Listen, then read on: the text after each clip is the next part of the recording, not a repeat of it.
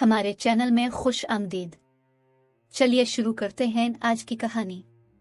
मोहब्बत कुर्बानी मांगती है, लेकिन मेरे भाई ने जैसी कुर्बानी दी उसकी मिसाल नजर नहीं आती। हुमा हमारे पड़ोस में रहती थी। वो तकरीबन रोज ही हमारे घर आ जाती और मेरे कामों में हाथ बटाने लगती। तभी मुझे वो और भी भाने लगी। एक रोज वो मेरे बच्चों के कुछ कपड़े, जिनकी सिलाई कहीं कहीं से खुल गई थी, सी रही थी कि मेरा भाई इफ्तिखार आ गया। वो मुझसे 2 बरस छोटा था। हुमा को सिलाई करते देखकर भाई ने मुझसे कहा, बजिया मेरी कमीज की आस्तीन जरा सी उधड़ गई है, इस लड़की से कहो सिलाई लगा दे। ठीक है, तुम अंदर जाओ और कमीज उतार कर मुझे दो, मैं अभी सिलाई लगवा देती हूँ। कफ से थोड़ी सी आस्तीन उधड़ गई थी। हुमा ने 1 मिनट में ही ठीक करके दे दी। इफ्तिखार कमीज पहनकर बाहर आया और हुमा का शुक्रिया अदा किया, लेकिन इस लड़की ने जवाब में एक लफ्ज भी न कहा, बल्कि मशीन पर झुकी सिलाई करने में मह गई। इफ्तिखार अपना सामो लेकर चला गया, लेकिन अब वो रोज मेरे घर के चक्कर लगाने लगा। हालांकि पहले तो हफ्ता 10 दिन बाद आता था। एक दिन वो आया तो हुमा को मौजूद देखकर इसका चेहरा खुशी से सुर्ख हो गया, जैसे इसकी मुराद बर आई हो। इफ्तिखार ने इसको मुतवज्जे करने के लिए यहाँ वहाँ की बातें की, मगर वो मुतवज्जे ना हुई। तब इसने मुझको मजबूर किया कि किसी तरह इसकी हुमा से बात करा दूं, क्योंकि वो इससे शादी करना चाहता है। मैंने कहा, भैया ये काम आसान नहीं होते, फिर भी कोशिश करूंगी। अगले रोज इफ्तिखार फिर शाम के वक्त आया, क्योंकि हुमा भी अक्सर शाम को आती थी। मैंने इसे बताया कि मैंने हुमा से बात की थी, मगर वो बिगड़ गई। कहने लगी कि मैं अब से मिलने आती हूँ, इसका मतलब ये नहीं कि आपके भाई साहिब मुझसे इश्क फरमाने लगे। मुझे अब से ये उम्मीद न थी। मैंने हुमा से कहा कि मैंने अपने भाई का पैगाम दिया है तो क्या बुरा किया है। शादी का पैगाम देना इज्जत की बात होती है, इसमें बुराई वाली तो कोई बात नहीं।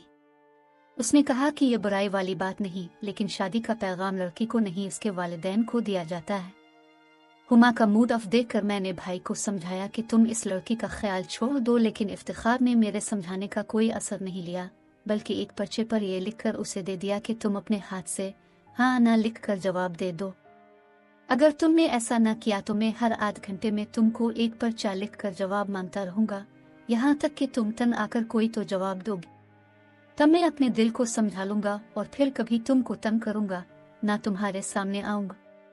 इसकी तहरीर ने असर किया और हुमा मेरे घर आ गई। इसने मुझसे कहा कि उसे मेरे भाई इफ्तिखार का रिश्ता मंजूर है। बुजुर्गों के जरिए बात चलाएं, अगर मेरे वालिदैन मान गए मुझे कोई एतराज ना होगा। हफ्ते बाद में वालिदा के हमरा हुमा के घर गई। यूं बात पकी हो गई। अब इफ्तिखार मेरे घर आता, वो भी आ जाती, दोनों आपस में बात करते थे। इफ्तिखार और हुमा अभी पढ़ रहे थे, तभी उनकी शादी में काफी वक्त था, मगर उनके दरमियान मोहब्बत बढ़ती जा रही थी। ताहम दोनों की मुलाकात कभी तन्हाई में ना हुई, वो मेरे सामने बातचीत कर लेते थे। उनका ये सिलसिला 1 साल चला, वो भी मेरे घर और मेरे रूबरू। एक दिन हुमा आई तो कुछ उदास और परेशान थी। मैंने वजह पूछी तो कहने लगी, इफ्तिखार से कुछ जरूरी बात करनी है, उनको बुलवा दे। ऐसी क्या बात है जो इसी से करनी है? वो खामोश हो गई। मैंने बेटे को भेजकर भैया को घर बुलवा लिया। इस दौरान हुमा ने अपने हाथ से लिखा हुआ एक खत मेरे हाथ में थमा दिया, जिसे पढ़कर मेरे पैरों तले से जमीन निकल गई। भैया ने आकर पूछा, बजिया क्यों बुलवाया है, खैर तो है? मेरा लहजा बोझल था। इफ्तिखार को शक पड़ गया कि जरूर कोई गैर मामूली बात है। भैया, इसको तुमसे कोई काम है। बात दरअसल यह है कि हुमा तुमसे बेवफाई की मुर्तकिब हुई है, जिसके नतीजे में वो अब मुश्किल में फंस गई है। ये सुनकर भाई के चेहरे पर मुर्दनी छा गई। मैंने जब भाई को हुमा का असल मसला बताया तो उसके कान सुलग उठे, इसके तन बदन में आग लग गई। हुमा से तो बिल्कुल भी ऐसी उम्मीद न थी। सख्त सर्दी में भी यूं लगा जैसे मेरे भाई पर हजारों सूरज गिर पड़े हों। इसका वजूद एक दहकती हुई भट्टी बन गया था। मैंने अपने भाई की हालत गैर देखी तो घबरा गई। दौड़कर पानी लाई और उसको पिलाया, लेकिन हल्क से तो एक घूंट पानी नहीं उतर रहा था। वो इतनी घुटन महसूस कर रहा था जैसे इसकी सांस की नाली बंद होती जा रही हो। मैंने कहा, वो अपने किए पर बहुत ही शर्मसार है और तुमसे मदद चाह रही है, वरना जीते जी मर जाएगी। तो मर जाने दो, मैं उसकी क्या मदद कर सकता हूँ? बहुत नाज था मुझे इसकी मोहब्बत पर, फख्र किया करता था उसकी वफा और पाकीज़गी पर। अपने आप से बढ़कर मैंने इसको चाहा। अपनी शरीक हयात समझकर इतनी इज्जत से बात करता था कि कभी इसके आंचल को अपनी उंगली से छुआ तक नहीं, और ये इनाम दिया है इसने मुझे। हुमा भाई को गुस्से में देख कर चली गई, लेकिन इफ्तिखार को ऐसा महसूस होता था कि इसके पांव पत्थर के हो गए हैं और अब वो एक कदम भी चल नहीं पाएगा। जाते जाते मैंने हुमा का खत इफ्तिखार की जेब में डाल दिया। वो मिन्नतें करके गई थी कि मैं ये खत किसी तरह इफ्तिखार को पहुंचा दूं। खत में हुमा ने भाई से मदद मांगी थी, लेकिन वो किससे मदद मांगता? कौन था जो मदद करता? मेरे भाई की इज्जत ही नहीं, सारी जिंदगी खत्म होकर रह गई। भाई घर गया और सीधा अपने कमरे में जाकर अंदर से दरवाजा बंद करके रोने बैठ गया। आज मंगेतर ने इतना बड़ा जख्म लगाया था कि वो अपना मर्दों वाला हौसला खो बैठा था। हुमा का खत पढ़कर उसका खून खोल रहा था। हुमा, ये तुमने किस जुर्म की सजा दी है मुझे? वो फरियाद करता रहा। अगले दिन दुकान पर ना गया तो शकीब ने बुलावा भेजा कि आए क्यों नहीं। ना आने की वजह दरियाफ्त करने पर भाई की आंखों से आंसू टपक पड़े। सोचा कि इसको कैसे कहूं कि अब कमाने से मुझे कोई दिलचस्पी नहीं रही। दौलत कमाऊं तो किसके लिए? शकीब भाई इफ्तिखार की परेशानी भांप गया और बोला, क्या हुमा से झगड़ा हो गया है या वो नाराज हो गई है? शकीब ना सिर्फ बिजनेस पार्टनर था बल्कि भैया का बचपन का दोस्त और गमगुसार भी था। बिला तामुल भाई ने इसको सारा हाल सुना दिया। बात करते हुए मेरे भाई की आंखें आंसुओं से लबरेज थी। शकीब ने दिलासा दिया। देर तक समझाता रहा मगर भाई को कोई फर्क न पड़ा। वो आधे दिन में ही दुकान से वापस चला आया। दूसरे रोज दुकान पर जाते हुए इसकी मोटरसाइकिल किसी की कार से टकरा गई। फिर खबर ना रही कि क्या हुआ। होश आया तो कीचड़ में पड़ा हुआ था। लोगों ने उठाया और घर तक पहुंचाया। शकीब हालत पूछने आया। अभी इफ्तिखार भाई की हालत ना संभली थी। इसने नींद की गोलियां खाई हुई थी। दोस्त को इसी हालत में हुमा का खत दे दिया। उसने खत पढ़ा और फिर भैया को सुला दिया। 2 दिन वो सोता रहा और जब जागा तो मौत का सा झटका लगा। तबीयत में कसरमंदी अपनी इंतहा को थी। इसने शकीब को बुलवाया। आज वो कदरे इस मौजू पर बात करने को तैयार था। चाहता था कोई हल निकल आए। दोस्त से मशवरा किया। उसने कहा, मैंने खत पढ़ा है। उसने तुमसे बेवफाई जरूर की है, लेकिन खुद से भी कुछ कम दुश्मनी नहीं की है। अब उसे अगर कुछ उम्मीद है तो वो भी तुमसे ही है। बाकी हर तरफ उसे अपनी हलाकत ही नजर आ रही है। तुम चाहो तो इसको सजा दो, मगर उसने अपने गुनाह को तुमसे छुपाया नहीं है। तुम भी क्या सजा दे सकते हो? ताल्लुक ही खत्म कर दोगे। सो तो हो चुका।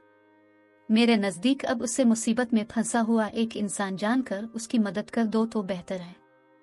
खत में हुमा ने लिखा था, मुझे मुआफ कर देना। मैं 2 कश्तियों में सवार थी, इसी वजह से भनवर में फंसी हूँ। मैं बहुत परेशान हूँ। बर्बाद करने वाला मुझे धोखा दे गया है। इंसानियत के नाते तुम्हें तुम्हारी शराफत का वास्ता देती हूँ कि मेरी मदद करो और मुझे मरने से बचा लो। तुमने मदद ना की तो मुझे खुदकशी करना पड़ेगी। इसके सिवा मेरे लिए निजात का अब कोई रास्ता नहीं है। अब मैं इस लड़की के लिए क्या कर सकता हूँ जिसने मेरी खुशियों को उल्टी छुरी से ज़ब्ह किया है? मैं तो खुद रेजा रेजा हो गया हूँ, टूट गया हूँ। शकीब ने मेरे भाई को दिलासा दिया और इस बात पर आमादा किया कि फौरी तौर पर वो हुमा से शादी कर ले। खुद को और दूसरों को धोखा देना मुहाल था, मगर बड़ी नेकी तो यही थी कि जिससे नफरत कर रहा हो इंसान इस डूबते हुए को बचा ले। इसके लिए को हमालिया से भी बड़ा ज़र्फ चाहिए। हुमा की जिंदगी बचाने के लिए दोस्त ने भाई को आमादा कर लिया कि वो फौरी तौर पर अपनी मंगेतर से निकाह कर ले। यूं जल्दी निकाह हो गया और अगले रोज रुखसती हो गई। सिर्फ लड़की की माँ इस राज से वाकिफ थी कि उसकी बेटी ने दुनिया को दिखाने के लिए सुर्ख जोड़ा पहना है और इफ्तिखार ने उन शरीफ वालिदैन की इज्जत को बचाने के लिए कुर्बानी दी है। हुमा के हाथों में मेहंदी भी लगाई गई, मगर वो उजड़ी ही रही। सुहाग रात को इफ्तिखार ने इससे कोई बात नहीं की। कलाम तो किया, उसकी तरफ देखा तक नहीं। जब तमाम घर वाले सो गए तो वो उठकर छत पर चला गया और फर्श पर बगैर तकिया और बिस्तर के ही लेट गया। तमाम रात आसमान के अंधेरों को देखते हुए गुजार दी। खबर नहीं हुमा ने वो रात कैसे गुजारी। शादी के बाद 3 दिन घर रहा और उन 3 दिनों में हुमा से कोई बात नहीं की। इसके बाद कराची आकर वीजा की कोशिश शुरू कर दी। एक दोस्त की मदद से इफ्तिखार भाई को वीज़ा मिल गया। वो रियाज चले गए और वहाँ एक जनरल स्टोर पर मुलाजमत कर ली। दुनिया के दिखावे को हर माह खर्चे की रकम भी भिजवाता रहा, मगर एक बार भी इसे खत लिखा और ना फोन किया। जब अम्मा के फोन से इत्तला मिली कि हुमा एक बच्चे की माँ बन गई है, कुर्बानी की हद बस यहाँ तक थी। इफ्तिखार भाई ने खत फाड़ कर चूल्हे में डाल दिया। 6 माह और गुजर गए।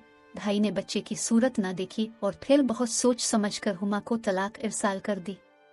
भाई जानता था कि हुमा को भी इस तलाक का सदमा नहीं हुआ होगा, क्योंकि उसे भी इस अमर का इंतजार होगा। इसके लिए यही एहसान कम ना था कि इफ्तिखार ने जानते बूझते इससे निकाह करके उसे बदनामी के गले में गिरने से बचा लिया था, बल्कि मौत के मुंह से निकाल लिया था। इसे मनकूहा बनाने के सिवा कोई चारा न था कि हुमा को मरने से बचा लिया गया। तलाक के कागज मिलते ही खानदान में कोहराम बर्पा हो गया। बरादरी ने इफ्तिखार पर थू थू की। किसी को इस बात का इल्म नहीं था कि इसने हुमा को तलाक क्यों दी है। बज़ाहिर लोगों की नज़रों में वो बेकसूर थी। मेरे घर वालों को भी इससे कोई शिकायत न थी।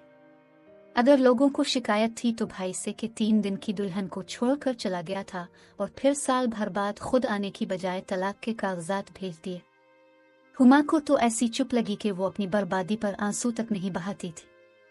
सभी मेरे भाई को बुरा भला कहते थे कि जिसने बिला कसूर अपनी नई नवीली बीवी को तलाक दी थी, मगर मैं जानती थी कि जितनी हुमा मेरे इफ्तिखार भाई की मशकूर है, इतना कोई नहीं होगा। इसको तो अब तलाक का भी गम ना होगा कि भाई ने ऐसे हालों में उसको पनाह दी कि जब सगे बाप और भाई तक लड़की को शूट कर देते हैं। आज कोई कुछ कहे, मगर मैं अपने भाई को मुजरिम नहीं समझती, क्योंकि वो किसी हाल उसके साथ एक झूठी जिंदगी नहीं गुजार सकता था। वो बीवी या तलाक याफ्ता होती तो और बात थी, तब इसके बच्चे को भी बाप मिल जाता, लेकिन अब मेरा भाई उसके बच्चे को बाप का प्यार नहीं दे सकता था। यही क्या कम था कि जिस बच्चे से इफ्तिखार नफरत करता था, इसको बाप के तौर पर अपना नाम दे दिया था। अब वो बना बाप का बच्चा नहीं कहलाएगा और लोग इससे नफरत करके इसकी जिंदगी अजीरन नहीं करेंगे, बल्कि वो जहाँ जाएगा इसकी एक पहचान होगी। इसकी वल्दियत के खाने पर एक ऐसे शख्स का नाम होगा जिसने इसकी माँ से निकाह किया था। बेशक वो एक तलाक याफ्ता का बेटा कहलाएगा, तब भी दुनिया इसको इज्जत से जीने का हक देगी। ये एहसान वो था जो भी कोई मर्द किसी औरत पर नहीं करता। मैं सोचती हूँ मुमकिन है मेरे भाई को एक बेवफा लड़की से कुदरत ने इसलिए मिलाया हो कि इसकी मखलूक को जीने का हक मिल जाए, और भाई की आला ज़र्फ़ी के बाइस एक मासूम जान कूड़े के ढेर पर दम तोड़ने से बच गए। भाई कहते थे मुमकिन है कि मुझ नाकारा से कुदरत ने यही काम लेना हो। बाद में सुना था कि कुछ अरसा हुमा अपने वालिदैन के घर रही, फिर इसके वालिदैन ने एक रिश्ता ढूंढकर उसे इसके घर का कर दिया। वो भी कोई नेक आदमी था जिसने इसके बेटे को भी गिले लगा लिया। सुना है कि वो अपने घर में खुश व खुर्रम आबाद है। खुदा करे ऐसा ही हो। नाजरीन, वीडियो अच्छी लगे तो लाइक करें, चैनल को सब्सक्राइब करें और दुआओं में याद रखिए। अल्लाह हाफिज।